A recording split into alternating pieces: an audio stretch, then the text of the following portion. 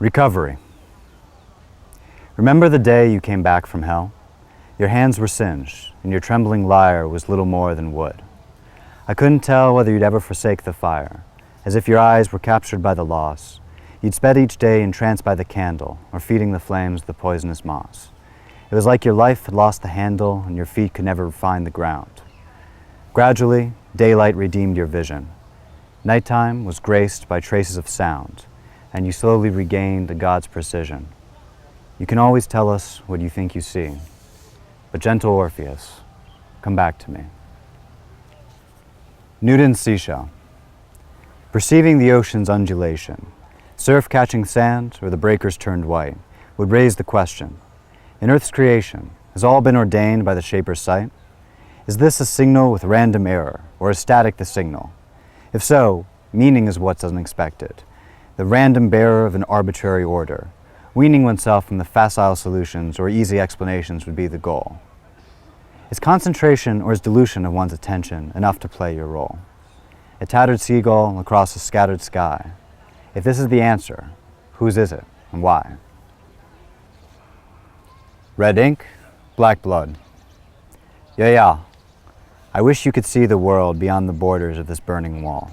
If only the watchful emblem were furled and its eyes were closed. Is it so tall, this blackened line of billowing flame, that even the dreams of answers are dead and accusations are bereft of blame? You know there's more than this. The shining red that slithers through the radiant fields or incarnadines the remorseless sea is a bitter lie. There's nothing it can yield, other than the ashes of Adam's tree. How many deny that we humans are one? A glorious race, some dragon's sons. A caravan.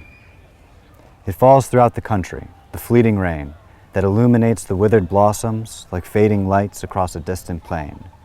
Marshes could be a home for passing cranes. Everglades might welcome their trembling wings. It falls throughout the country, the fleeting rain. In desperate exodus, the human train will dwindle and falter and disappear like fading lights across a distant plain. I don't know what's right. Can anyone gain from guarding the wings while piercing a hand? It falls throughout the country, the fleeting rain. It isn't enough to ignore their pain. It isn't enough to forget their lives like fading lights across a distant plain. Why not tell them the truth? Your hardened heart will flicker and murmur. Hatred is a dart that falls throughout the country, the fleeting rain, like fading lights across a distant plain. In Memoriam, W.S. Merwin, born 1927, died 2019. A gentleness in the shape of the wind, a touch of sunlight, as if a reminder of the waiting world of a swaying prow. Lead me onwards, or let me understand the incantations of simple nature, intoxications of the common air.